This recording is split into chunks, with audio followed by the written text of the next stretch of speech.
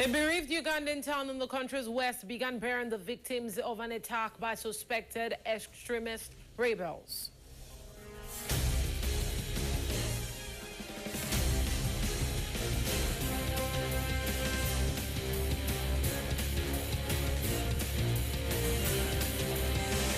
A mission by an African delegation led by President Cyril Ramaphosa was met by an end to the war between Ukraine and Russia, and it was called an impactful mission.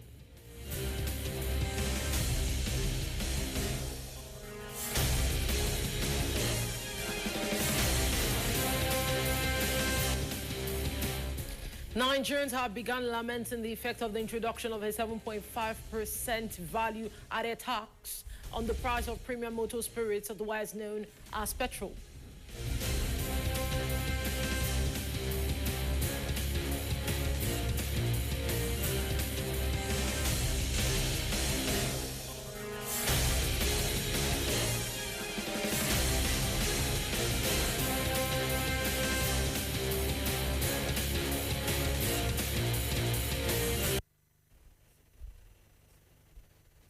Good afternoon, our dear viewers. Welcome to the 1 p.m. news edition, coming to you live and direct from Golfe AFRCA here in the city of Cotonou with Hazele IGOGORI.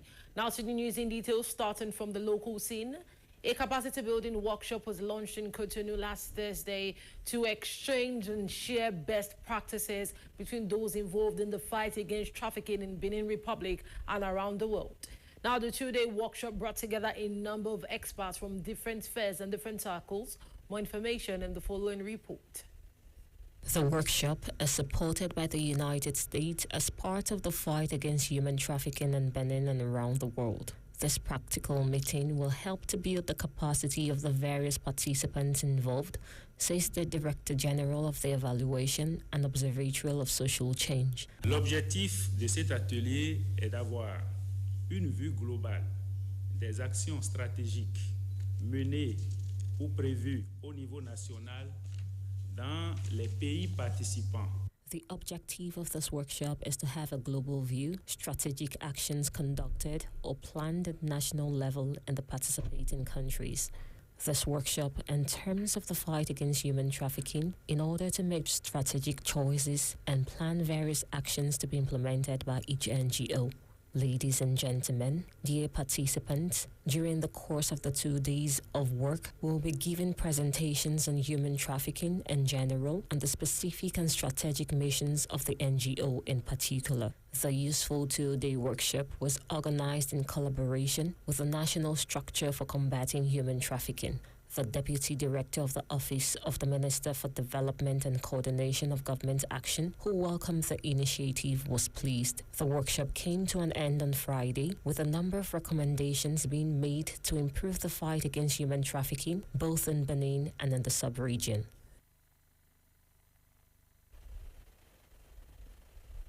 Crossing over to the news in brief. British members of parliament voted on Monday a damning report that found ex-Prime Minister Boris Johnson deliberately lied to a parliament about lockdown-breaking parties and what the government hopes will be the final chapter in the damaging Partygate scandal. Now, the parliamentary vote is being held on Johnson's 59th birthday as the wounded former leader ponders his next move, with allies predicting a future return to the electoral fray. It also comes at a time of mounting political problems for Rishi Sunak's Conservative government, as stubbornly high inflation and constantly rising interest rates inflict economic pain on voters. Now, the populist architect of Brexit, Johnson, led the Conservative Party to a landslide victory at the last general election in December 2019, but he was forced to quit as Prime Minister last July due to Partygate and a string of other scandals in the United Kingdom. Now, Boris Johnson has rejected the report by Parliament's Privilege Committee, claiming that he has been the victim of a stitch-up by political opponent and a kangaroo court. The committee, in its 106-page report on Thursday, found him guilty of repeated attempts of Parliament and seeking to undermine the parliamentary process. Back to the African scene, Uganda is heightening security and has commenced a massive search after militants linked to the Islamic State group massacred at least 41 people, mostly students, in the western part of the country near the border with the Democratic Republic of Congo. Uganda is heightening security and has commenced a massive search after a militant linked to the Islamic State group massacred at least 41 people, mostly students, in western part of the country near the border with the Democratic Republic of Congo. The country's First Lady, Janet Museveni, while updating on the current situation on Saturday evening, said the government was still investigating the whole incident. However, the government, through the security agencies, is trying to follow up what actually happened, and it is on the top of the situation. We believe that justice will prevail. Officials and witnesses said guns and knives were used in a grisly late-night assault, and dormitories were set ablaze at Lubiriha Secondary School in Mpondwe. Some students recounted the incident, terming it horrific. We hadn't yet fallen asleep when we had people arriving and saying, "Open up, open up." We didn't reply. Then they started shooting at the windows and the doors. We went to hide under our beds on the floor. As they continued to shoot at the windows, one of us was hit by a bullet and started shouting, "Help, come and help me." When they could open the door, they continued to shoot at the windows, then set fire to our dormitory while we were inside. They then moved on to the girls' dormitory.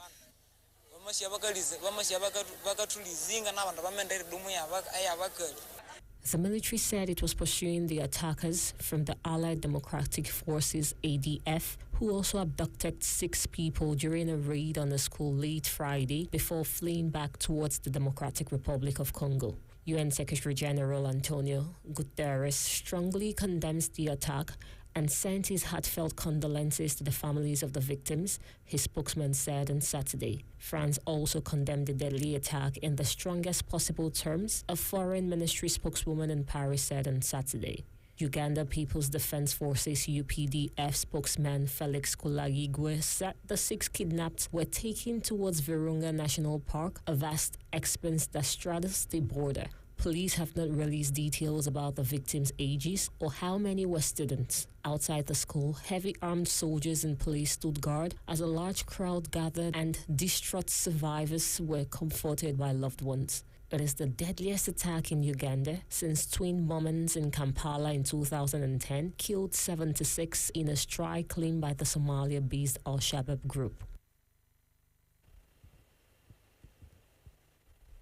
Still on the Ugandan scene, a bereaved Ugandan town in the country's west began burying the victims of an attack by suspected extremist rebels. Sadly, at least 41 people were killed in Mpondwe near the DRC border. In addition to the 38 students, the victims include a school guard and 3 civilians. More information in the following commentary. A bereaved Ugandan town in the country's western part began burying the victims of an attack by suspected extremist rebels. Sadly, at least 41 people were killed in Mpondwe near the Democratic Republic of Congo's border. In addition to the 38 students, the victims include a school guard and 3 civilians. At least 2 of them, members of the same family, were buried on Sunday, the 18th of June, 2023. The suspects attacked Lubiriha Secondary School border late on Friday, the 16th of June 2023. They burned some victims beyond recognition. Others were hacked to death. The attack, which left residents terrorized, is blamed on the Allied Democratic Forces ADF group. The group rarely claims responsibility for attacks. It has established ties with the Islamic State group. Atkins Godfrey Katube, a local member of parliament, said that the people were psychologically crippled and emotionally bleeding. The Allied Democratic Forces is not interested in capturing power because this is not Kampala. The power of the government of Uganda resides in Kampala. This is Kasese, the lawmaker stated.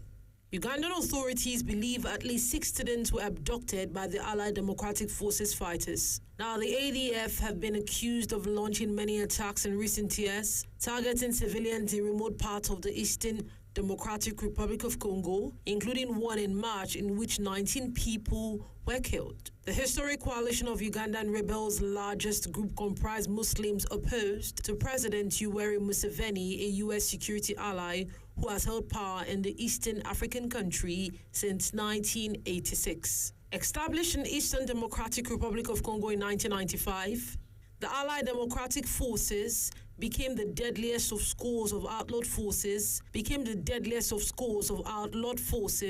in the troubled region where thousands of civilians have died. And President Yoweri Museveni's first comment on the incident on Sunday, he described the attack as criminal, desperate, and terrorist and futile attempts. Security forces stepped up patrols along the border with volatile Eastern Democratic Republic of Congo. In late 2021, Uganda and the Democratic Republic of Congo armies launched an offensive against the ADF, which is the Allied Democratic Forces fighters.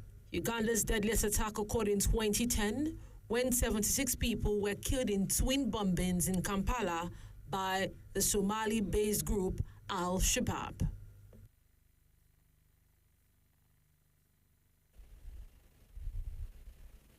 On the Nigerian scene, Nigerians have begun lamenting the effect of the introduction of a 7.5% value-added tax on the price of premium motor spirits, otherwise known as petrol. Now, this comes barely a month after President Bola Ahmed Tinubu removed the subsidy on petrol during his inaugural speech on the 29th of May, raising the price of PMS from 188 naira to about 580 naira in different states of the Federation. Nigerians have begun to lament the effects of the introduction of a 7.5% value-added tax on the price of premium motor spirits, otherwise known as petrol. This comes barely a month after President Bola Ahmed Tinubu removed the subsidy on petrol during his inaugural speech on the 29th of May 2023, raising the price of PMS from 188 naira to about 580 naira in different states of the Federation of Nigeria. Recall that the Minister of Finance, Budget and National Planning, Zainab Ahmed, announced that the Finance Act 2020 raised the previous 5% VAT of the country to 7.5% on commodities including automobile gas oil, and it was implemented in February 2020. But the VAT-exempt items include honey, bread, cereals, cooking oils, culinary herbs, fish, flour, starch, fruits, meat, poultry, milk, nuts, pulses, roots, vegetables, water, sanitary pads, tampons, tertiary, secondary, primary, and nursery tuition. While other commodities have been VAT compliant, premium motor spirit was not until recently because it was being subsidized by the federal government of Nigeria. However, the new development has hit Nigerians hard, as many have called for an utmost review of it, especially because of the recent removal of full subsidies in Nigeria.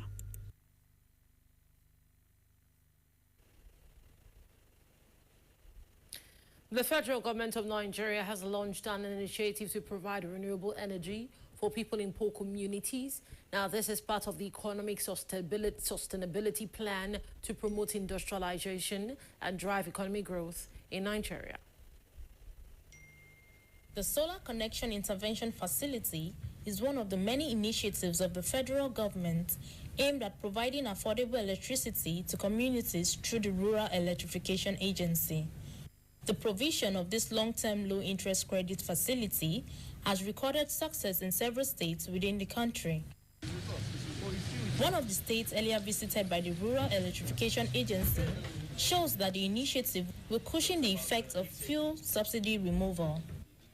Seeing how we can use this technology to replace some of the generators they are using currently with petrol.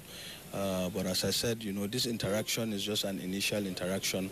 We'll now go back, work together with the developers, and most importantly, the state government and the market association. Now in Lagos, the agency visited Makoko area where 9 large-capacity solar home systems were deployed to power electricity in schools and clinics, and 18 smaller solar capacities to power some households. During the inspection of the site, the managing director of the Rural Electrification Agency says that this inspection is necessary to see how the agency can scale up its impact. We have been able to reach a very remote area, which as part of our mandate for serving or providing electricity to unserved and underserved areas, I think this falls exactly into the kind of places we have been looking for. We've been able to come and see the work that we have been doing under the National Poverty Reduction and Growth Strategy, where we had deployed, as you mentioned, about 6 to 9 months ago, systems for schools, healthcare centers, and homes. Electricity is not just about energy access, but how it can transform lives. More people are able to do more businesses because there's access. Students are able to study in a better environment, and some hospitals at least and clinics can function, including religious centers as well. This project is an eye-opener that renewable energy will continue to be a reliable source for electricity generation while improving the lives of Nigerians.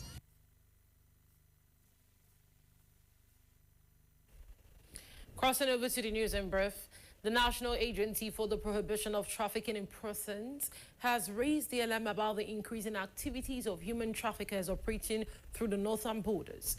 Now, the Director General of NAPTI, Professor Fatima Waziri, as he disclosed this while speaking exclusively with the Punch Nigerian newspaper on the sidelines of the just concluded inaugural Joint Technical Working Group meeting on the memorandum signed between Nigeria and the Gambia, which was held in Abuja. Now, Waziri Aziz stated that it had been observed that human traffickers were now favoring the northern borders and opposed to the southern borders that used to be their haven. 2 Qatar-based drug barons were also nabbed in Lagos, Nigeria. Crossing away from the news in brief, moving over to this. In a very positive mission reflecting on the African delegation pushing for an end to the war between Ukraine and Russia, a delegation led by Cyril Ramaphosa called an impactful visit on Sunday, the 18th of June. Now, this mission included the president of South Africa, Senegal, Comoros, and Zambia, as well as top officials from Uganda, Egypt, and Congo-Brazzaville, paying Ukraine and Russia a mediation visit. Reflecting on the mission by the African delegation pushing for an end to the war between Ukraine and Russia, President Cyril Ramaphosa, the South African president, called it an impactful mediation attempt on Sunday, the 18th of June 2023. The mission included the president of South Africa, Senegal, Comoros, and Zambia, as well as top officials from Uganda, Egypt, and Congo-Brazzaville. The African delegation met with President Volodymyr Zelensky of Ukraine on the 16th of June, then with Vladimir Putin of the Russian Federation on the 17th of June 2023. President Cyril Ramaphosa listed 10 principles, which include de-escalation, the recognition of country sovereignty, security guarantees for all countries, unimpeded grain exports through the Black Sea, and sending prisoners of wars and children back to their countries of origin. The agreement that they are willing to engage with African leaders on this is a huge achievement for us, because now Africa is in the frame and Africa will be participating, and we are participating positively without trying to diminish the other efforts that are underway, the leader stated. China, for example, presented its own peace proposal at the end of February. Moscow has in the past repeated that any negotiations would need to take into account the new territorial realities. Zelensky, speaking on Friday after Ramaphosa called for de-escalation following their talks in Kyiv, repeated his position that Ukraine must recover territories lost to Russia in order to achieve peace. The delegation brought the voice of a continent which has been repeatedly told to choose a side. African countries have been divided over their response to the fighting, while some have voted the United Nations resolution condemning the invasion of Ukraine, have remained neutral or voted with Moscow against such a resolution. Some analysts stated that the efforts to secure peace appeared increasingly perilous, with both Kyiv and Moscow convinced they can win on the battlefield. Ukraine launched a counter-offensive earlier this month. Russian officials, including Putin, have insisted the counter-offensive is failing, despite Kyiv saying it has claimed some gains. Zelensky had asked the African leaders to please let them release their political prisoners, that he thinks it is important and it will be an important result of their mission, referring to the prisoners of war. Putin stated on Saturday, the 17th of June 2023, that they are ready to continue this process in Ukraine. Russia and Ukraine officials in the area, devastated by floodings from the destruction of a Russian-held dam, announced revised death tolls on Saturday. The toll in Russian-held areas had risen to 29, officials stated. Kyiv said the number killed in its territory had risen to 16, with 31 still missing, and warned that the threat of airstrikes remained high across Ukraine. In Washington, U.S. President Joe Biden said that the United States would not make special arrangements for Ukraine to join the NATO military alliance. Next week, British Prime Minister Rishi Sunak will call on investors and businesses at a two-day summit in London to match Ukraine's bravery on the battlefield with support to get the country back on its feet.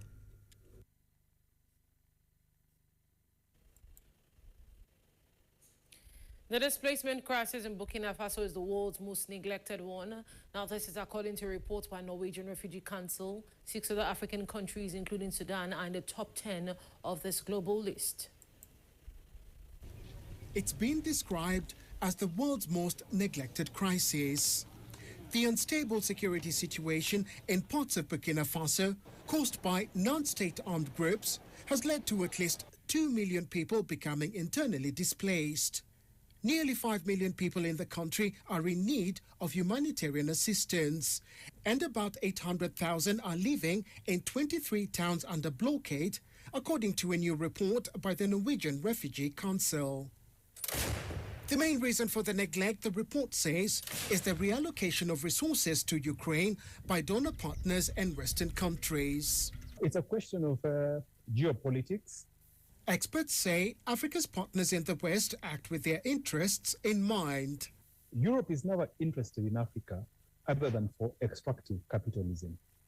If you look at the countries where you have a lot of European support, or Western support for that matter, you find that these are mineral-rich countries.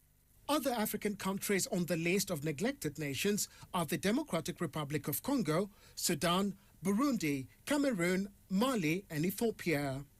A humanitarian official working along the border between South Sudan and Sudan says the impact of conflict on civilians has far-reaching effects. People lose their properties, they are displaced from where they were used to be, and again, they are stressed and losing everything and moving into a new settlement or a new setting always come with a lot of conditions such as sickness.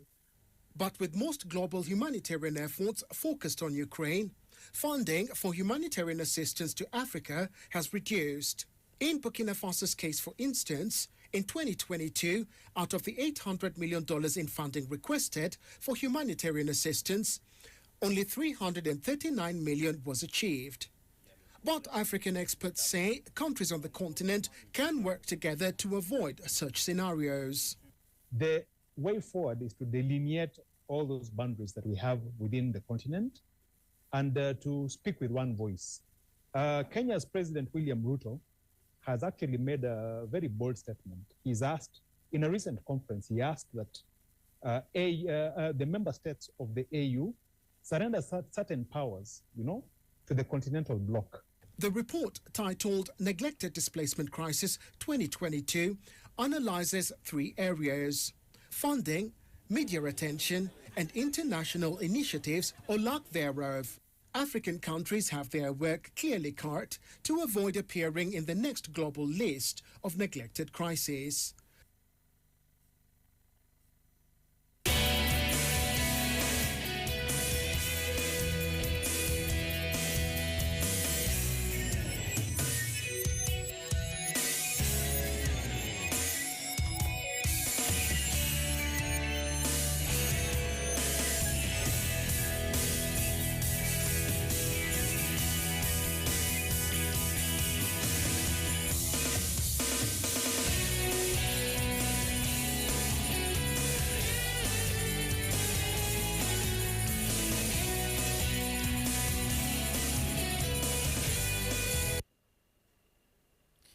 Good day, dear viewers. You're still tuned in to the 1 p.m. news with Hazele IGOGORI coming to you live and direct from Golfe AFRCA here in the city of Cotonou.